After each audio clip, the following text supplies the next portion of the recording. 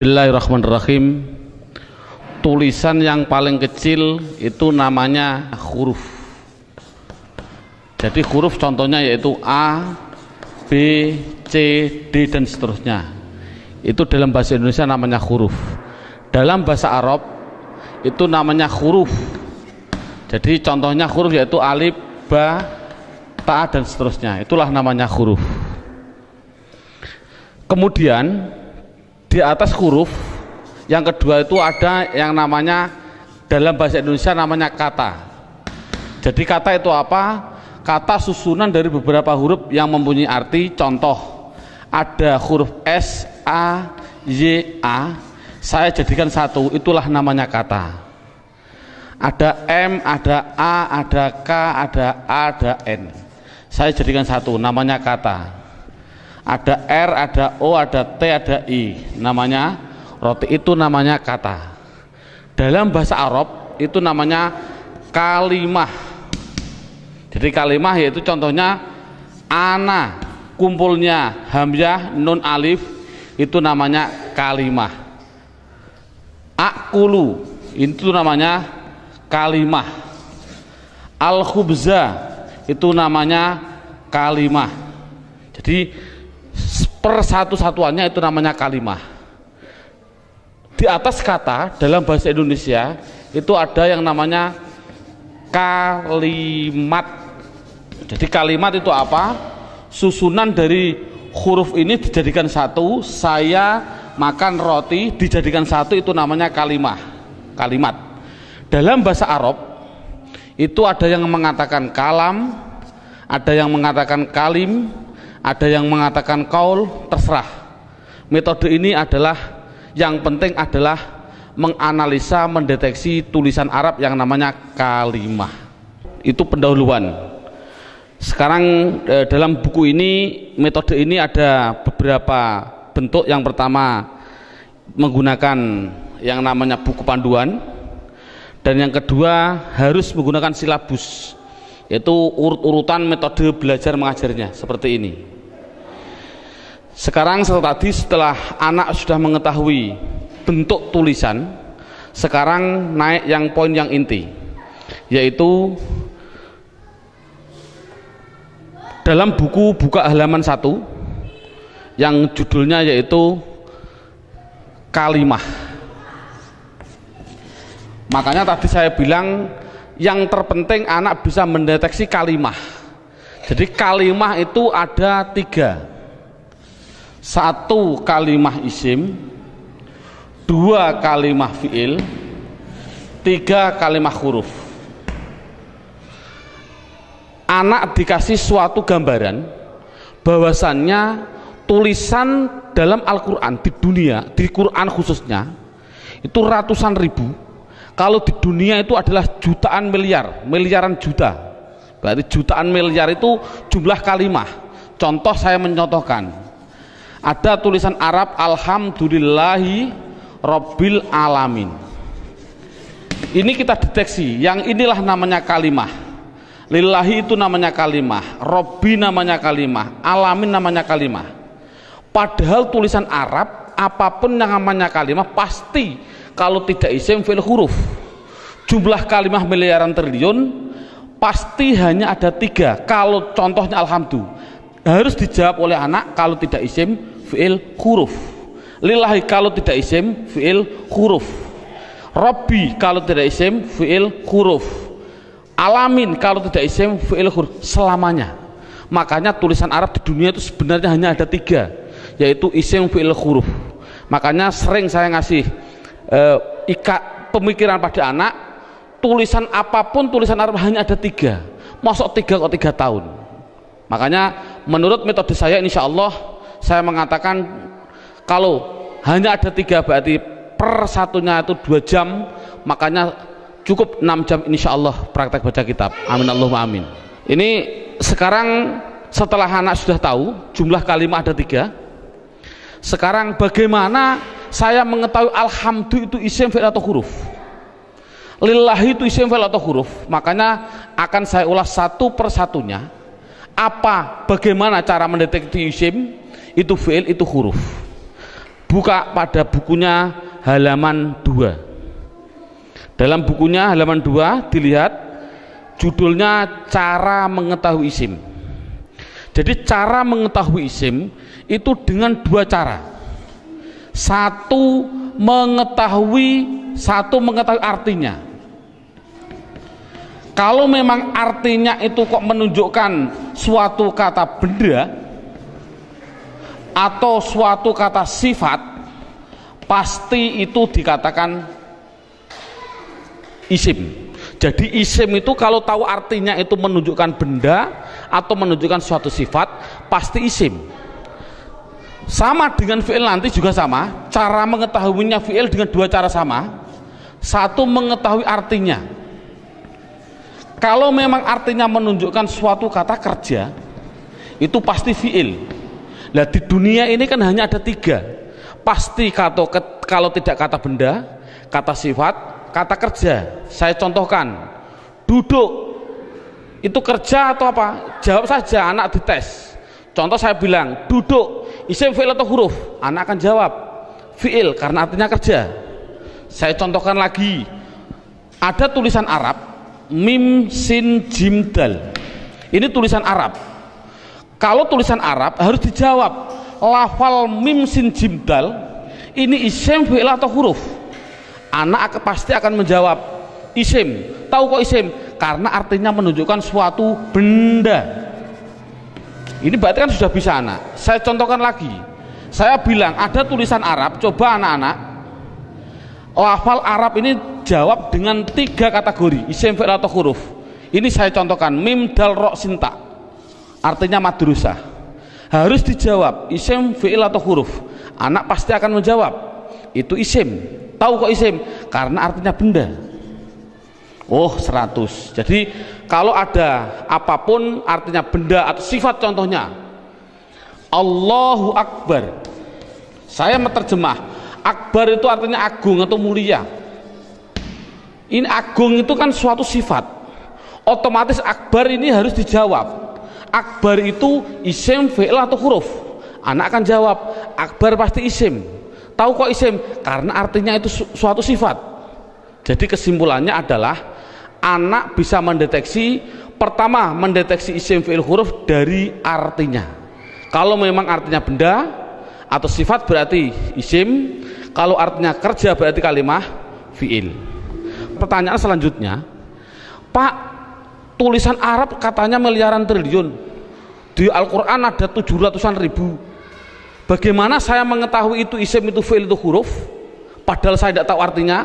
Oh, kalau tidak tahu artinya, lihat buku panduannya, yaitu lihat halaman 3. Dalam buku halaman 3 judulnya adalah mengetahui tanda-tanda kalimah isim.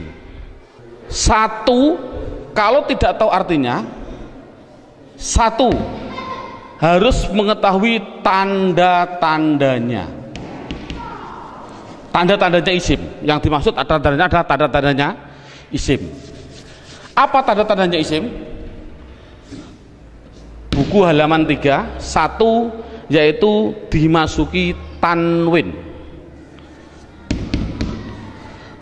Tanwin itu berarti baik tanwin dhammah, tanwin fathah, tanwin kasroh. Saya contohkan, hasibun, isim, fi'il atau huruf?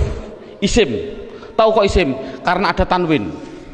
Untuk anak kecil mungkin kelas 5 diniyah, tanwin itu pasti di belakang. Tulis saja, disuruh di belakang. Bukunya tambah situ silahkan. Yang penting tanwin pasti di belakang. Baik tanwin dhammah, tanwin kasroh, tanwin fathah. Saya contohkan, hasibun. Ini tulisan Arab, harus dijawab isim, fi'il atau huruf? Artinya apa? Saya nggak tahu. Kalau tidak tahu, ini harus dijawab isim. Mengapa ke isim? Karena ada tanwinnya. Saya menulis lagi, sohi bin, isim, fi'il atau huruf? Isim. Tahu kok isim? Karena ada tanwinnya. Berarti anak sudah bisa mendeteksi, yaitu tanda-tanda yang pertama kalimah isim, yaitu dimasuki tanwin. Sekarang yang nomor 2, Tanda-tanda isim yang nomor 2 itu kalau ada tulisan Arab depannya dikasih al, makanya dalam bukunya hanya dimasuki al, garis miring di depan. Jadi kalau ada tulisan Arab depannya ada alif dan lam pasti itu isim. Contoh alhamdu, harus dijawab isim fi'il atau huruf, jawabnya adalah isim. Tahu kok isim? Karena dimasuki al. Ar-Rahim, isim fi'il atau huruf, isim. Tahu kok isim? Karena ada al. Dan seterusnya. Sekarang yang ketiga, tanda-tanda isim yang ketiga yaitu dimasuki yang namanya huruf jar. Huruf jar itu apa sih? Huruf jar itu adalah tertentu, lafalnya tertentu, yaitu ada tulisan itu berupa apa? Min, ila, an, ala, dan seterusnya. Di dalam buku sudah ada. Min artinya dari, ila artinya ke, an artinya dari, ala artinya di atas, dan seterusnya. Jadi kalau ada tulisan Arab dimasuki min, yang mana huruf jar itu pasti tempatnya di depan suatu kalimah, mesti itu adalah kalimah isim. Contoh, saya mencontohkan ada tulisan Arab, zahaba zaidun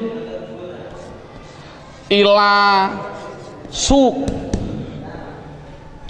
zahaba zaidun ila suq. Anak saya tes satu persatu dulu. Zaidun isim fi'il atau huruf? Isim. Tahu kok isim? Karena ada tanwinnya. Suq isim fi'il atau huruf? Isim. Tahu kok isim? Karena dimasuki huruf jar yang namanya ila. Artinya apa saya suq? Tidak tahu, tidak penting. Ini kan tidak penting. Yang penting itu bisa mendeteksi itu pasti kalimah isim. Contohnya lagi, ada contoh yang namanya ada roja'a. Saya contohkan, roja'a kembali. Siapa yang kembali? Bakrun, siapa bakar? Kembali min dukan, min dukan. Bakrun isim fi'il atau huruf? Jawabnya isim. Tahu kok isim? Karena ada tanwin. Min dukan, dukan itu isim fi'il atau huruf? Isim. Tahu kok isim? Karena dimasuki huruf jar min. Artinya apa? Tidak penting. Jadi makanya itu adalah tanda-tanda kalimah isim. Yang ketiga, yang keempat, tanda-tanda isim yang keempat di situ saya tulis. Saya hapus dulu. Tanda-tanda isim yang keempat yaitu dimasuki namanya huruf qasam. Qasam itu artinya sumpah. Qasam artinya sumpah. Di sini huruf qasam hanya ada 3, wawu, ba, ta. Untuk anak pemula jangan dicontohkan selain lafal Allah, jangan. Untuk pemula jangan. Contoh wal asri. Asri ini adalah isim. Tahu kok isim? Karena ada wawu qasam. Tidak perlu sebenarnya. Yang penting itu adalah wawu qasam nanti. Contohkan saja wallahi. Berarti Allah itu isim karena apa? Dimasuki wawu ini. Itu aja masih bingung untuk anak didik. Jadi kesimpulannya qasam tidak begitu penting. Yang penting yang terakhir ini. Tanda-tanda isim yang terakhir yang kelima yaitu dimasuki yang namanya mamimu. Contohkan, ini contoh mamimu di sini dalam buku panduan. Di situ lihat halaman 65. Halaman 65 dalam bukunya dibuka. Contohnya halaman 65 yaitu fa'ala yaf'ulu fa'lan wa maf'alan fahuwa fa'ilun wa dzaka maf'ulun. Saya ambil yang penting-penting saja. Uf'ul la taf'ul, maf'alun 2 kali ini, maf'alun mif'alun. Cara menerangkan pada anak bahwasannya fa'ala yaf'ulu fa'lan ini adalah dalam bahasa pramuka namanya kata sandi. Kalau dalam bahasa komputer namanya keyword atau password, katakan saja password. Passwordnya itu apa? Itu namanya fa'ala. Karena apa? Fa'ala itu adalah hitungan hanya ada 3, 1, 2, 3. Artinya tulisan Arab di dunia, saya tadi bilang miliaran triliun itu pasti dari 3 kata dasar.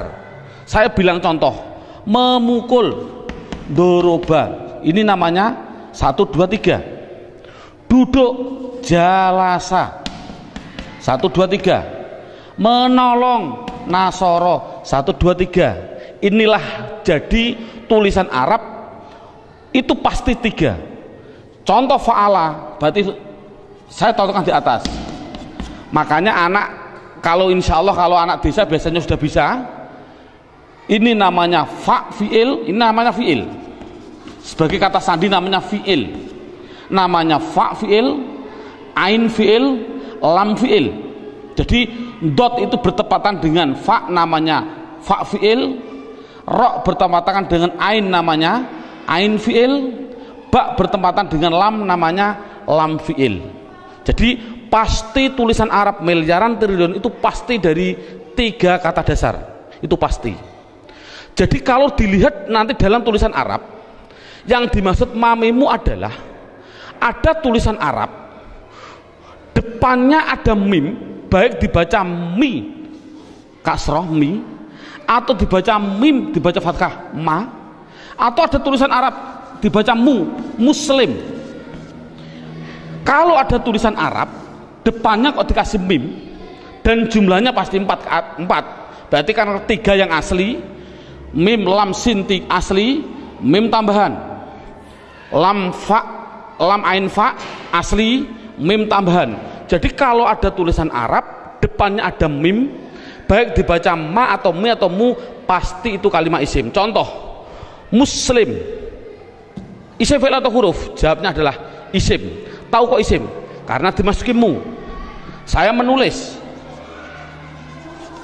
masjid, isim fi'il atau huruf? Isim. Tahu kok isim? Karena dimasuki ma.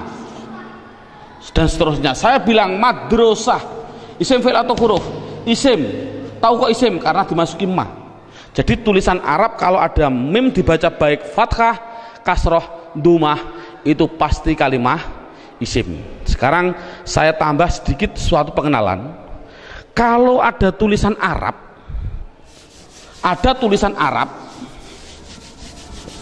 depannya saya kasih mi, contohnya mi dalam halaman 65, itu pasti menunjukkan suatu alat, pasti. Contoh saya contohkan, rowaha sama dengan fa'ala. Rowaha artinya angin. Coba kalau kasih mi bunyinya apa? Samakan dengan ini, berarti mati hidup, hidup. Rowaha kasih mi bunyinya mirwahun. Jadi mirwahun artinya adalah, karena ada mi artinya adalah alat angin. Apa alat angin?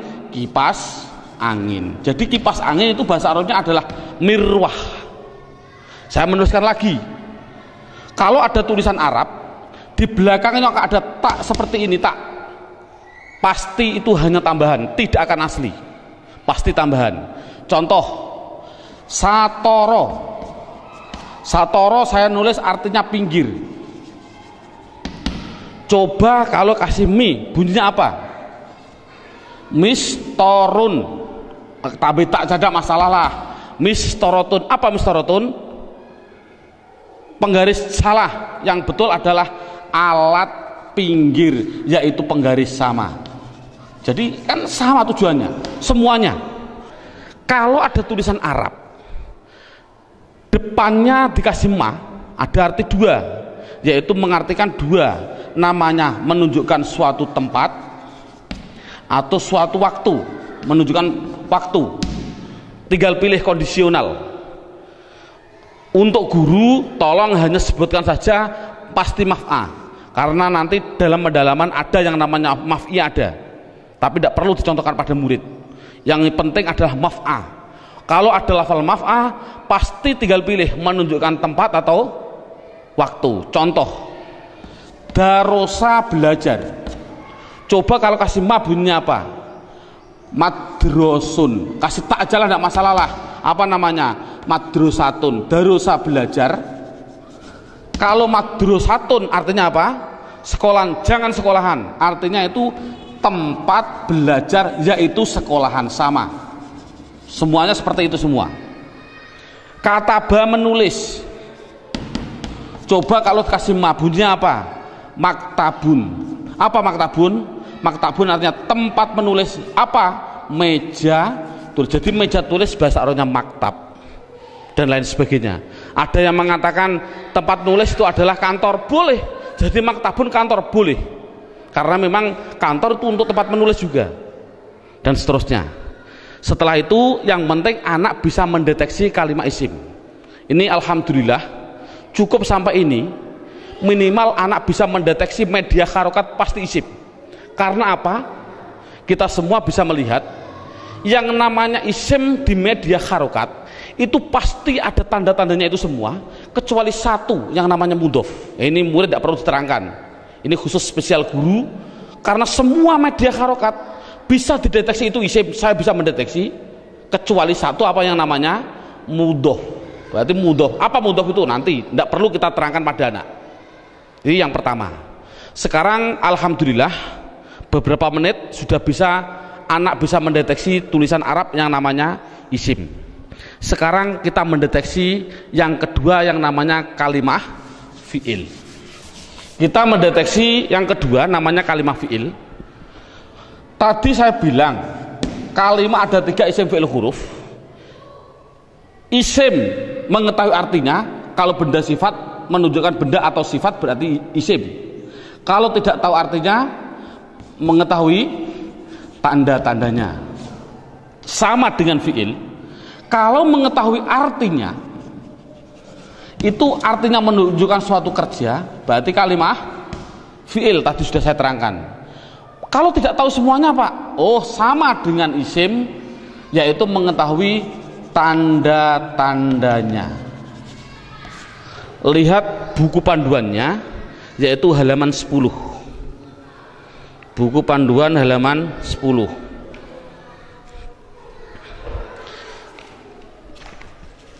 Tanda-tanda kalimah isim. 1 dimasuki kot. Di situ saya 1 dimasuki kot. Dimasuki kot. Saya menulis, biar anak, karena anak kecil mungkin biar jelas, saya suruh di depan, tempatnya itu di depan. Jadi kalau ada tulisan Arab kok ada depannya ada lafal kot, pasti setelahnya itu fi'il. Contoh, saya mencontohkan, Allahu Akbar, Allahu Akbar, qad qomatis sholah, qad qomatis sholah. Ini adalah lafal kot. Koma itu mau tidak mau harus saya jawab itu kalimat fi'il. Tahu kok fi'il? Karena dia dimasuki kot. Ini kan paling mudah. Jadi kalau ada dimasuki kot itu namanya kalimah fi'il. Apa artinya koma? Tidak penting. Yang penting tahu itu adalah fi'il. Tanda-tanda yang kedua yaitu dimasuki yang namanya sin.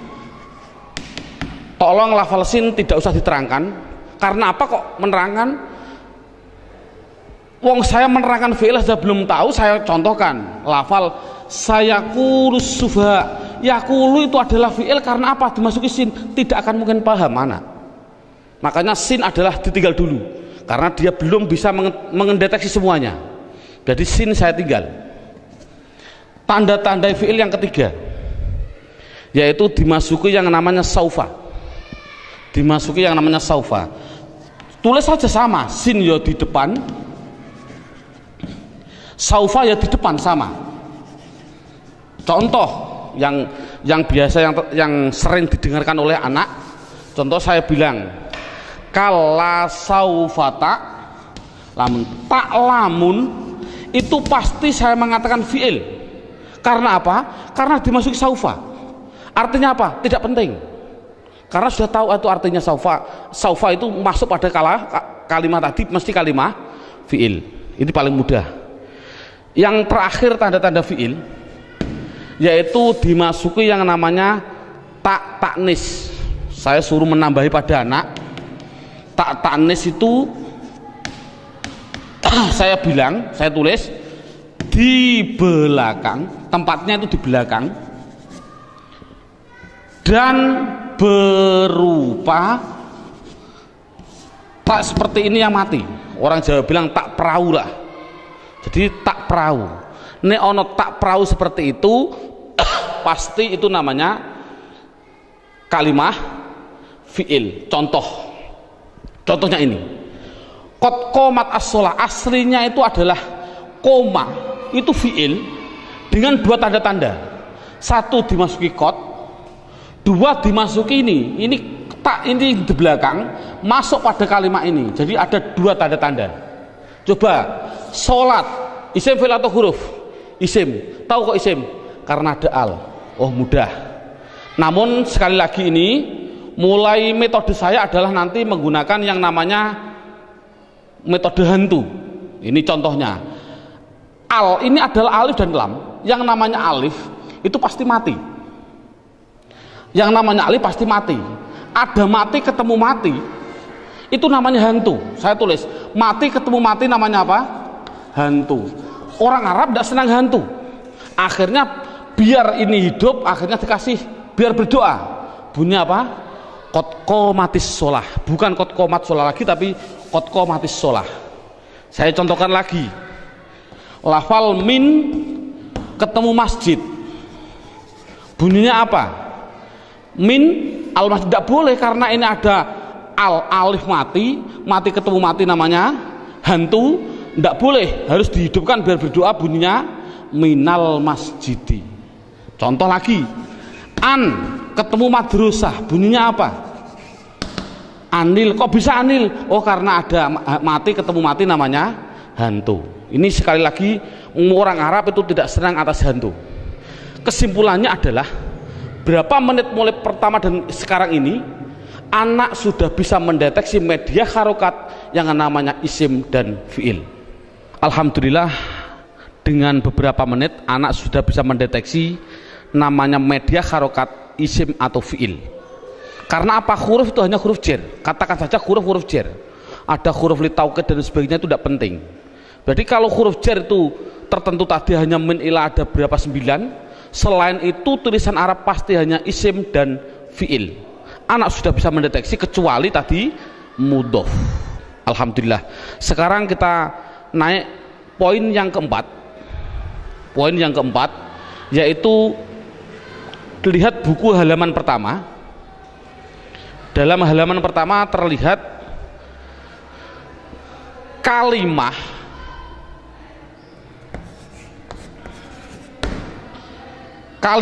isim, fiil, huruf. Ini ada gambar kalimah pasti butuh kepada yang namanya ini garis horizontal namanya perlu. Dalam bahasa Indonesia namanya perlu, bahasa Indonesianya orang Jawa namanya butuh. Butuh itu kemarin saya dari Sumatera. Butuh itu artinya sama seperti di orang Kalimantan dakar. Naudzubillah, mohon maaf sekali bahasa kasar perlu. Berarti kalimah itu pasti memerlukan yang namanya i'rab. Halaman pertama dilihat i'rab itu ada 4. Satu namanya i'rab rofa, 2 namanya i'rab nasab, 3 namanya i'rab jar, yang keempat yaitu namanya i'rab jazm. Jadi kalimah itu pasti memerlukan yang namanya i'rab. Padahal i'rab ada 4, rofa, nasab, jar, jazm. Dan perlu diketahui kalimah isim itu butuhnya hanya butuh 3, bukan 4. Fiil butuhnya yaitu 3, bukan 4. Huruf, sementara huruf tidak butuh. Jadi yang butuh i'rab itu yaitu khusus yang namanya kalimah isim dan kalimah fi'il. Apa i'rab itu nanti saya terangkan. Yang penting isim itu butuh 3. Apa namanya? Dan perlu ditulis dulu. Anak harus digarisbawahi. Rofa pasti domah, dibilang pasti. Karena pengalaman saya pada waktu kecil, Pak Guru menerangkan rofa yaitu domah, wawu, alif, nun. Itu saya juga bingung. Makanya saya melihat dalam jurumiyah ada namanya alamat asli, menunjukkan bahwasanya anak, saya punya insting, oh berarti mengapa musonaf kok mengatakan asli domah, inilah mungkin metode saya harus mengikuti seperti ini. Jadi setiap anak pastikan yang namanya rofa pasti domah, yang namanya nasab pasti fathah, yang namanya jer pasti kasroh, yang namanya jazm pasti sukun. Dipastikan dulu. Jadi kalau sekarang kita lanjutkan, yang butuh i'rab itu adalah isim butuh 3. Apa-apa? Isim butuhnya yaitu rofa, nasab, jer. Ini kebutuhan isim. Jadi isim butuhnya hanya 3, rofa, domah, nasab, fathah, jer, kasroh. Tidak butuh kepada jazm, tidak butuh. Ini penting. Adapun yang fi'il butuh 3. Fi'il butuh 3. Apa-apa? Rofa, nasab, dan jazm. Tidak butuh kepada yang namanya jer. Ini anak harus tidak perlulah kita terlalu ngasih pertanyaan terbolak-balik. Contoh, isim i'rab apa yang khusus masuk pada fi'il, i'rab apa yang tidak boleh masuk pada fi'il. Tidak perlulah. Yang penting minimal pertama kali tolong ditekankan isim. Fi'il aja tidak penting, nanti dulu. Yang penting kalau bilang isim pasti punya namanya rofa domah, nasab fathah, jer kasroh. Itu isim dulu, matangkan isim. Fi'il tidak perlu ditanya dulu. Jadi sekarang pertanyaannya, apa sih yang dinamakan rofa domah? Rofa itu adalah i'rab. I'rab itu apa? I'rab adalah perubahan pada akhir kalimat atau kata, akhir kata atau kalimah dalam bahasa Arabnya tadi. Jadi kalau ada tulisan Arab, perubahan belakang itulah namanya i'rab. Contoh saya bilang, ada tulisan Arab min sim jim dal, belakangnya itu, kalau ini kan kata benda, ini kan orang tahu kata benda. Kalau benda berarti kalimah isim. Kalau isim harus dijawab, pasti butuh perubahan belakang. Kalau dia rofa ya pasti dun. Apa rofa itu nanti? Pasti dun. Kalau dia nasab berarti pasti dan. Kalau dia jer berarti din. Makanya saya tadi bilang, yang namanya i'rab, khususnya ini, i'rab itu sama dengan nahwu. Contohnya lafal ini, dun dan din. Inilah belakang, ini namanya nahwu. Adapun depan ada tulisan mim sim jim dal, bacanya apa? Masji. Mengapa kok dibaca masji? Mbok dibaca misijid saja. Inilah perubahan depan, itu namanya sorof. Jadi nahwu sama sorof itu harus gandeng. Mengapa terjadi sekarang ini guru nahwu, guru sorof sudah berlainan, itu sudah jauh, akan bertemu juga sulit. Karena satu kalimat membutuhkan 2 hal, yang namanya nahwu dan sorof. Jadi perubahan depan itu namanya sorof, perubahan belakang adalah nahwu. Jadi kesimpulannya lagi, ada kesimpulan ini, tolong nanti anak-anak harus dipahami. Yang namanya isim, yang namanya, saya ini kesimpulan, isim pasti butuh 2 hal belakangnya. Kalau ada al, kalau tidak ada al ya ditanwin. Itu prinsip. Jadi kalau ada tulisan Arab kok dia menunjukkan suatu isim, itu harus kasih tanwin kalau tidak ada alnya. Kalau ada alnya jangan ditanwin. Contoh, masjid ini kan tidak ada alnya, makanya saya balang dun dan din. Coba kalau saya kasih al, almas, Al masjid, coba rofaknya bunyinya bagaimana? Al masjidu, jangan ditanwin karena ada al. Nasabnya bunyinya bagaimana? Al masjidah. Jernya bunyinya bagaimana? Al masjidi. Ini contoh. Dalam buku panduan saya, anak harus dites dengan contoh 2, yaitu dengan lafal basmalah dan takbir. Saya contohkan. Kita kasih contoh yang biasa dibaca oleh anak.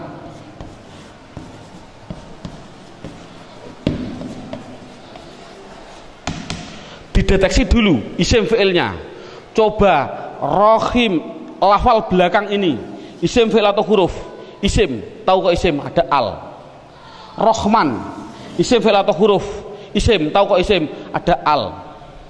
Allah, isim fi'il atau huruf? Isim. Tahu kok isim? Ada al. Silahkan. Ini ada khilafiyah ulama. Ada yang mengatakan jangan bilang al.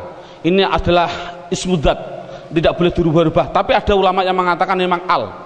Dari lafal aliha dikasih al, jadinya alifnya dikasih panjang. Allah. Nggak, untuk anak kecil biarlah itu bilang isim karena ada al, silahkan.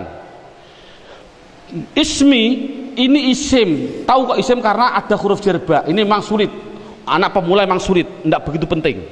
Yang penting dikasih tahu ismi isim karena ada huruf jar masuk.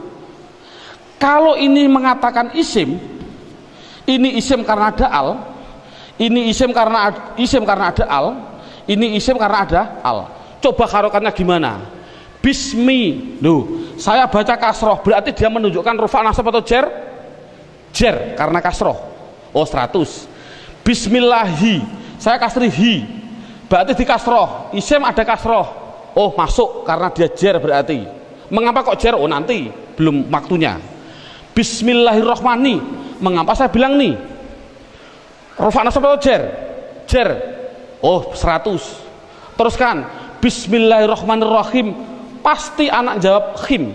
Jawab saja mustahil, karena sukun itu miliknya fi'il. Ini kan sukun. Sukun itu adalah miliknya kalimah.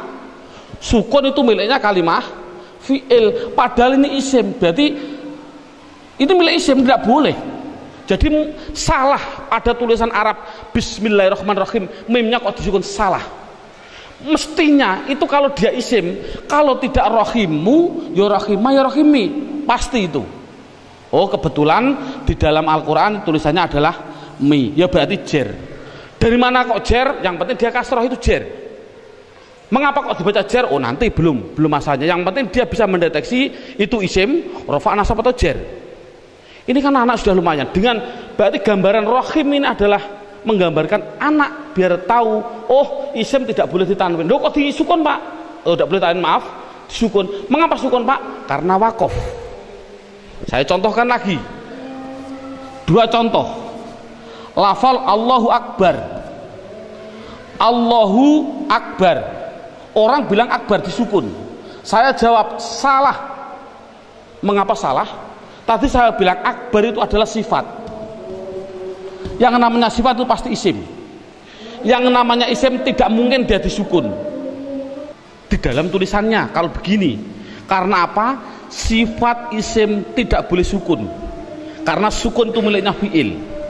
Kalau isim itu pasti kalau tidak ru ya ro ya ri. Mengapa tidak ditanwin? Nanti. Yang jelas ini contoh Allahu Akbar. Allah isim, tahu kok isim ada al.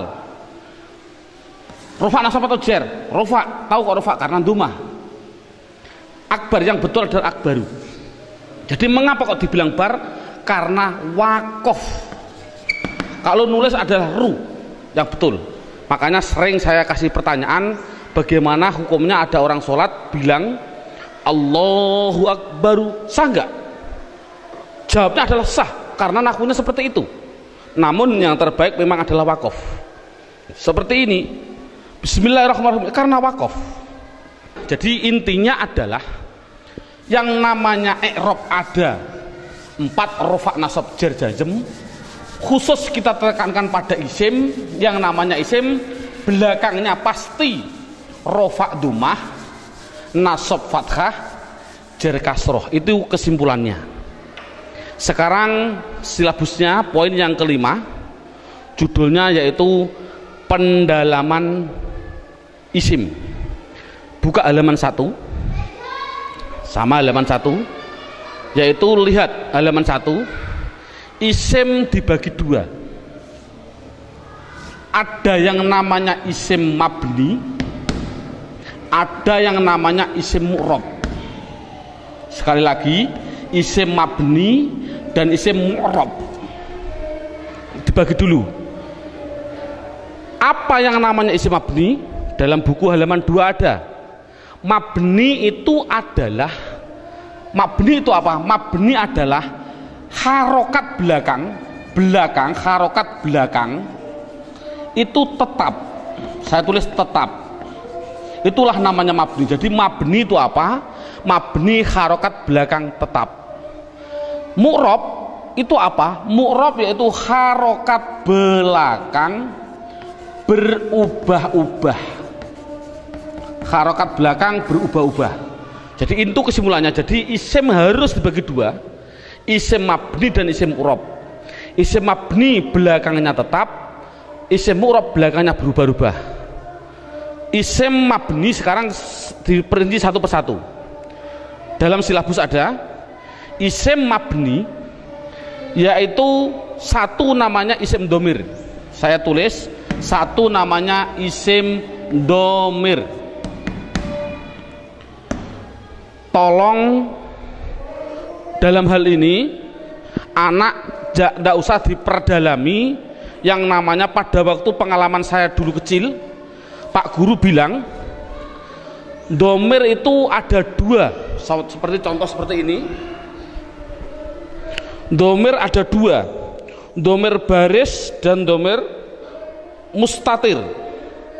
Baris muttasil ada 2, baris munfasil ada 2, muttasil ada 4, dan domir mustatir ada yang jawas dan ada yang wujub.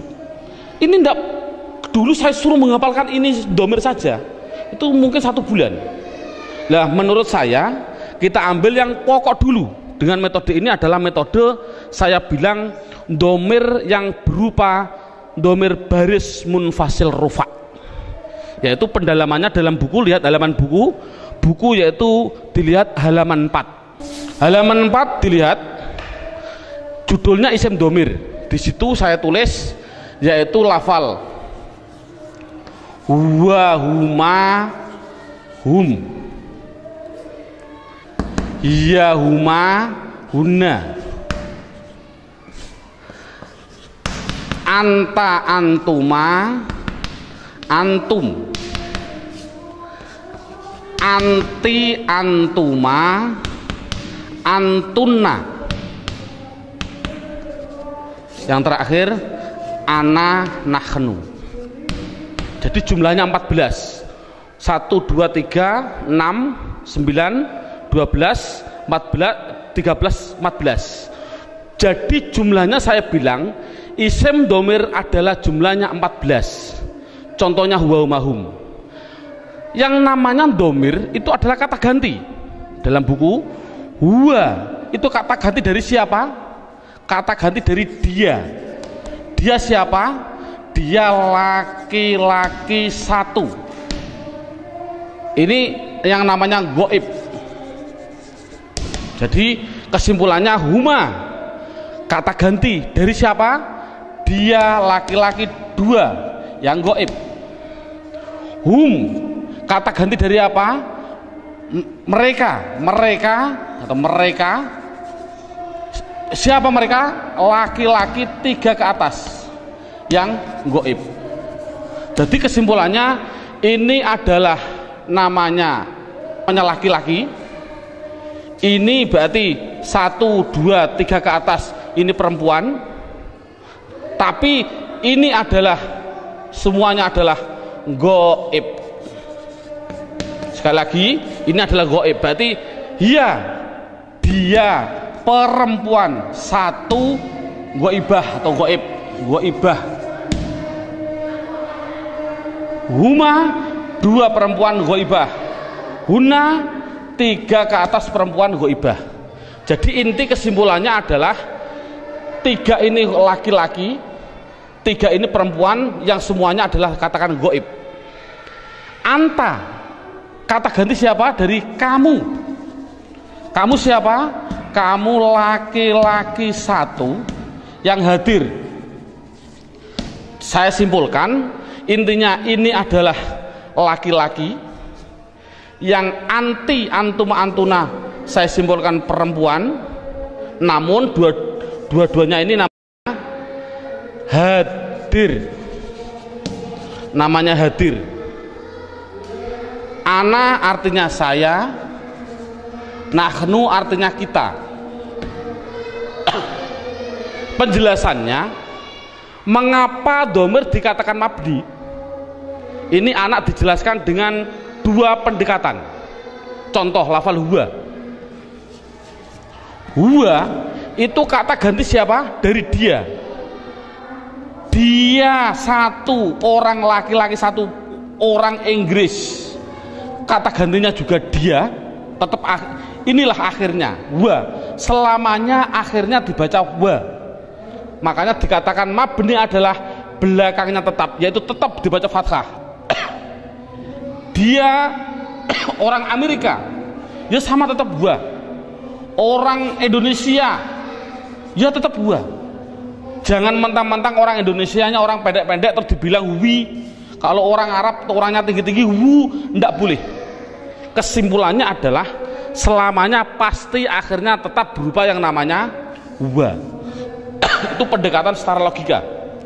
Pendekatan secara nahwiyah walaupun salah. Karena walaupun salah, contoh wa dia dibaca rofa ya tetap wa.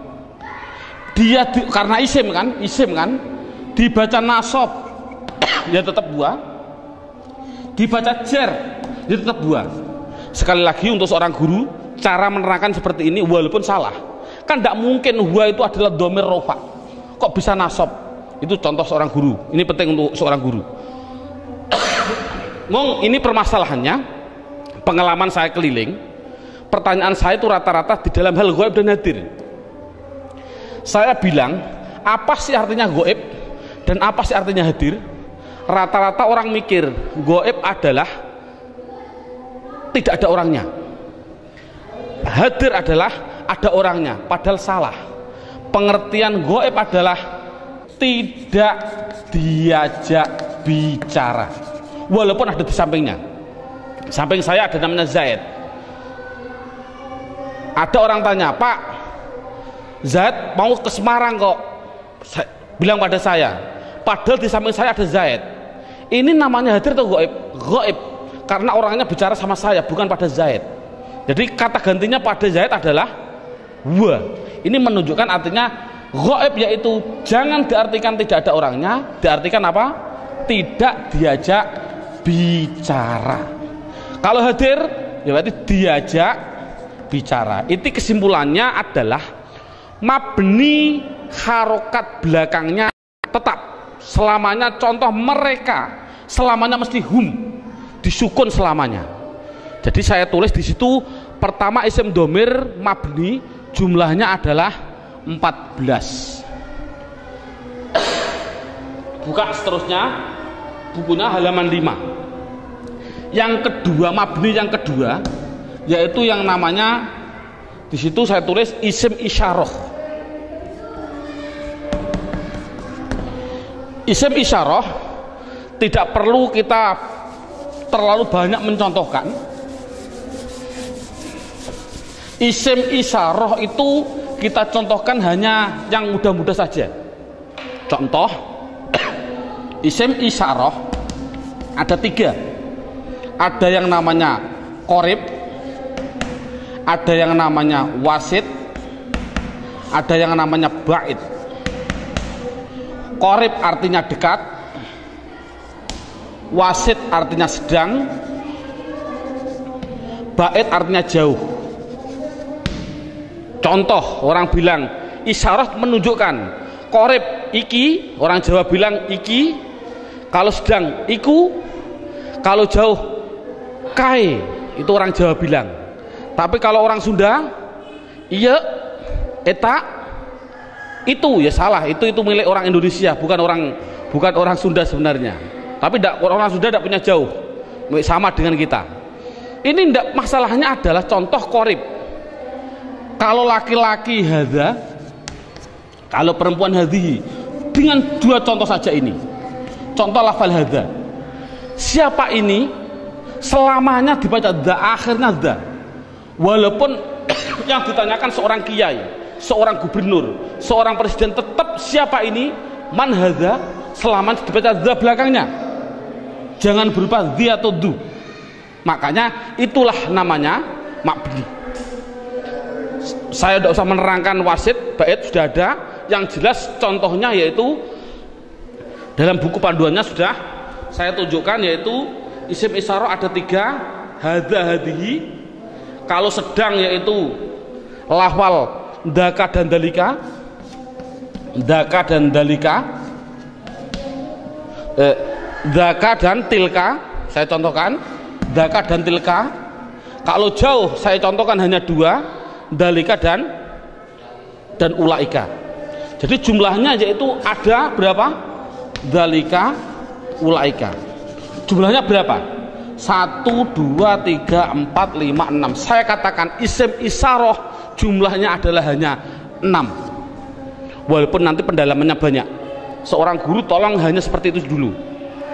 Terusnya mabni yang ketiga yaitu yang namanya isim mausul. Buka dalam bukunya halaman yang ke isim mausul, kata sambung. Datanglah Zaid, yang mana ja'a Zaidun alladzi. Ini isim mausul itu hanya tertentu, lafalnya tertentu. Sudah dalam bukunya ada, yaitu lafal alladzi, alladzina, alladzi, alladani, alladzina. Contoh saya tidak usah nulis. Mohon dilihat contoh ini, isim mausul tertentu. Alladzi, alladani, alladina, allati, allatani, allati. Cukup sebutkan hanya 6 saja, yaitu biar anak hanya tahu isim mausul jumlahnya hanya ada 6. Mabni yang keempat. Mabni yang keempat yaitu yang namanya isim istifham. Istifham. Istifham itu pertanyaan. Di situ saya menulis, tidak usah saya tulis biar waktunya lebih singkat. Yang penting guru bisa menerangkan. Yaitu di situ saya tulis hanya man, mundu, madza, mata, ayana, aina, kaifa, anna, kam, dan ayu. Jumlahnya saya tulis itu hanya 10. Jadi istifham hanya ada 10. Yang keempat, yang ke mabni yang kelima, yaitu namanya isim syarat. Syarat itu apabila, jikalau, andai kata itu namanya syarat. Saya tulis dalam bukunya biar lebih singkat. Lafalnya tertentu. Man, ma, mahma, mata, ayana, aina, anna, haisuma, kaifama. Jumlahnya yaitu hanya ada 9. Yang terakhir yang nomor 6, yang namanya isim fi'il. Ini loh, namanya isim fi'il. Kadang-kadang orang bingung. Di situ ada isim fi'il madhi, isim fi'il mudhari', isim fi'il amar. Yang penting contohnya saya bilang isim fi'il amar, isim fi'il amar. Contohnya lafal amin, amina. Ini dikatakan dia bukan isim, bukan fi'il. Dikatakan isim fi'il. Mengapa kok isim fi'il? Tidak usah kita, anak tidak usah dikasih jawaban, kasih alasan, tidak usah. Yang penting isim fi'il itu lafalnya tertentu. Lafalnya itu hanya ada 9. Begitu. Berarti anak yang penting tahu. Contohnya seperti ini. Isim fi'il amar yang pertama. Ada yang namanya soh dan seterusnya. Isim fi'il madhi ada 2. Isim fi'il mudhari ada 2. Cukup 9 saja. Inti kesimpulannya, isim mabni itu jumlahnya adalah 14, 6, 6, 10, 9, 9. Jumlahnya adalah 54. Padahal tadi saya bilang tulisan Arab yang namanya isim di dunia jumlahnya kalimat isim adalah 1 miliar triliun. Itu jumlahnya tulisan Arab di dunia itu 1 miliar triliun. Kalau isim jumlahnya miliaran triliun dibagi dua, mabni dan mu'rob. Yang namanya mabni yaitu 54, selainnya pasti mu'rob. Kesimpulannya, isim mu'rob adalah yang tidak berupa mabni. Saya mohon maaf untuk seorang ustadz, seorang guru.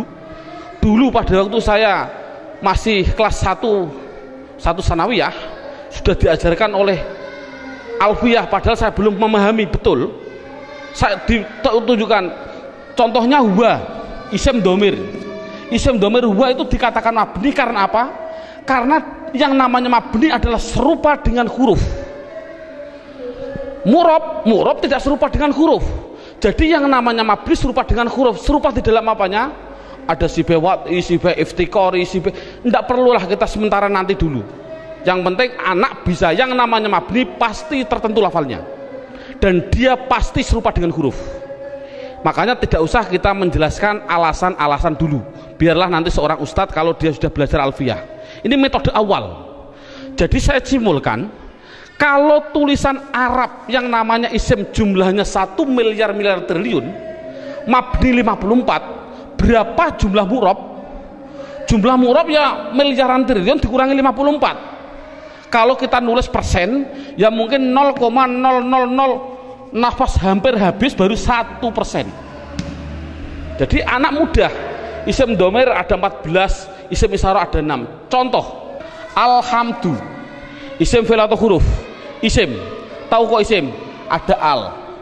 Kalau tahu isim harus dijawab, dia masuk kategori mabni atau mu'rob, harus dijawab. Jawabnya apa? Anak dibilang ini pasti mu'rob. Karena apa kok mu'rob? Karena lafal alhamdu tidak ada pada mabni yang jumlahnya 54. Itu kan paling mudah. Berarti semua tulisan Arab kalau tidak ada di 54 ya pasti mu'rob. Berarti mu'rob miliaran triliun. Jadi makanya anak suruh menghafalkanlah. Arti tidak perlu nanti dulu. Yang penting anak bisa mendeteksi. Itu adalah mabni, jumlahnya 54, apa-apa, huwa mahum dan seterusnya. Isim isyarah tadi hafal, isim mausul hafal. Selain itu pasti mu'rob. Contoh lagi, alhamdulillahi rabbil alamin. Isim fi'il atau huruf? Isim. Tahu kok isim? Ada al. Kalau isim jawab mabni atau mu'rob, itu pasti pertanyaan itu harus jawabnya adalah mu'rob. Tahu kok mu'rob? Karena tidak ada di mabni, gitu saja, paling simpel. Mengapa kok mu'rob? Karena tidak ada di mabni. Insya Allah anak akan bisa. Berarti bisa mendeteksi media harokat itu isim, mabni atau mu'rob, semuanya. Mulai dari bismillah mu'rob karena tidak ada di mabni. Bismillahi Allah mu'rob karena tidak ada di mabni. Bismillahirrahman, Rahman mesti mu'rob karena tidak ada di mabni. Rohim mu'rob karena tidak ada. Mudah. Jadi anak sudah bisa mendeteksi itu mabni dan itu mu'rob.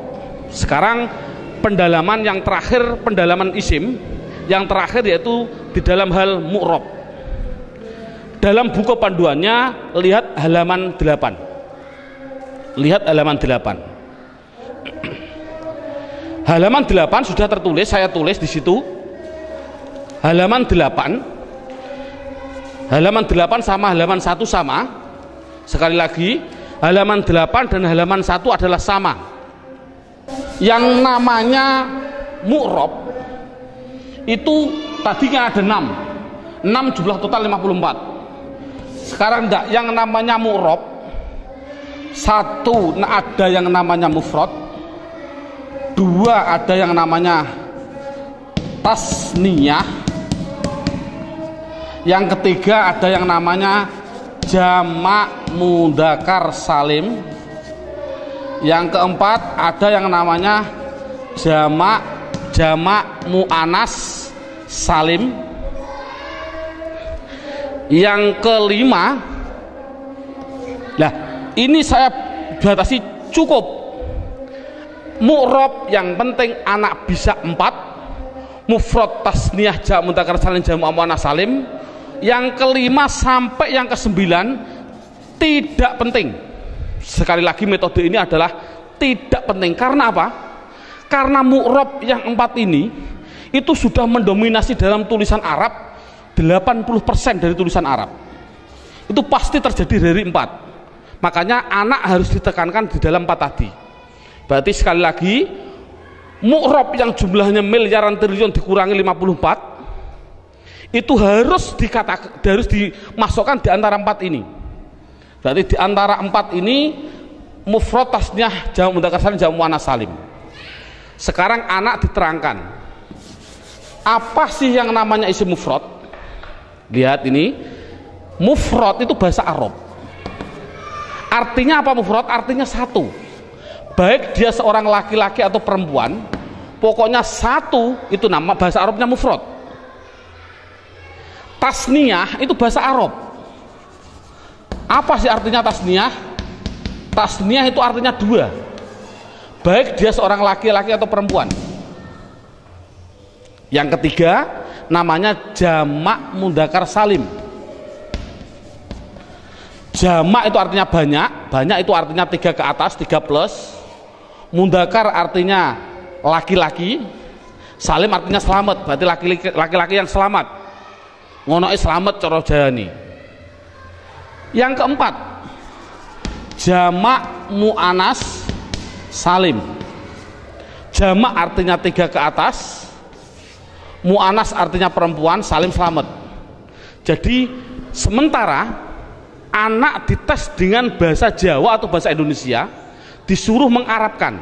Contoh saya bilang, coba saya bilang 2 buku itu mufrad atau tasniyah atau jamak mudzakkar salim atau jamak muannats salim? Jawab tasniyah. Tahu kok tasniyah? Karena artinya 2. Saya bilang 5 bakar, mufrad, tasniyah atau jamak mudzakkar atau jamak muannats? Jawab jamak mudzakkar salim. Karena apa? Artinya 5 3 ke atas, zaid adalah, bakar adalah laki-laki. Jadi anak sudah bisa dites dengan bahasa Jawa, disuruh membahasa Arabkan.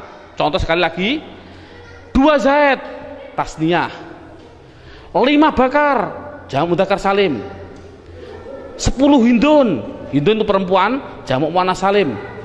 Bakar 1 artinya mufrad, Zainab 1 artinya mufrad bahasa Arabnya. Nah, kalau ada tulisan Arab kok tidak berupa mabni yang jumlahnya 54, pasti harus dimasukkan mu'rab. Kalau mu'rab harus dimasukkan di antara 4 ini, harus apa mufrad, apa tasniyah, apa jamak mudzakkar salim, apa jamak muannats salim, pasti harus masuk semua tulisan mu'rab. Contoh, nah ini bagaimana saya mengetahui Pak tulisan Arab itu mufrad, tasniyah, jamak mudzakkar salim, jamak muannats salim? Lihat bukunya halaman 8. Kalau ada tulisan Arab,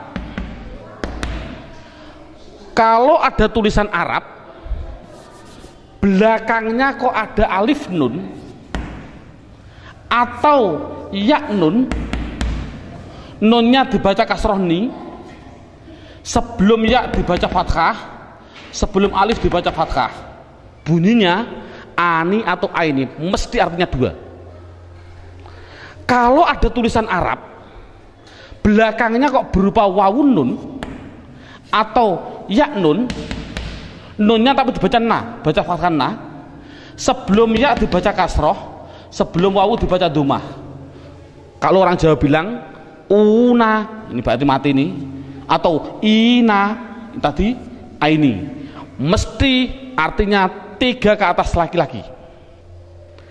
Kalau ada tulisan Arab belakangnya berupa alif dan tak, taknya tak perahu, sebelum alif dibaca fathah, taknya hanya 2, kalau tidak ton ya tin, itu pasti dikatakan jamak muannats salim.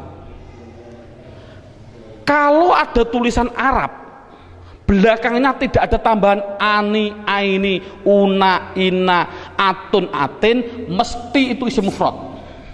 Jadi isim mufrad itu apa? Yaitu kalau tulisan Arab tidak ada belakangnya tidak ada tambahan. Saya contohkan, alhamdu, isim fi'il atau huruf? Isim. Tahu kok isim? Karena ada al. Pertanyaan selanjutnya, mabni atau mu'rab? mu'rob. Tahu kok mu'rob? Karena tidak ada di mabni. Kalau mu'rob harus dimasukkan di antara 4 ini, wajib 4 ini harus dimasukkan. Berupa apa? Mufrad. Tahu kok mufrad? Karena belakangnya tidak ada tanda-tandanya. Ani, aini. Ini kan dal. Dal ini kan tidak ada tambahannya. Oh, jadi alhamdu adalah isim mufrad. Contoh lagi. Bismillah, alhamdulillahirabbil alamin. Alamin. Pertanyaan, isim fi'il atau huruf? Isim. Tahu kok isim? Ada al. Mabni atau mu'rob? Mu'rob. Tahu kok mu'rob? Karena tidak ada di mabni. Kalau masuk mu'rob, masukkan di antara 4 ini. Bunyinya apa? Jamak mudzakkar salim. Tahu kok jamak mudzakkar salim? Karena belakangnya ada inang, ya nun, sebelumnya dibaca kasroh. Cocok gak dengan ini? Ina. Jadi tulisan Arab mesti gitu semua. Kalau mu'rob pasti harus masuk kategori di antara 4 tadi. Ini alhamdulillah berapa jam ini anak sudah bisa 100% mendeteksi isim dan mengkategorikan di antara mabni dan mu'rob. Subhanallah, sudah bagus. Ini untuk apa isim tadi? Oh, nanti. Itu adalah setelah 3 jam. Kita istirahat dulu.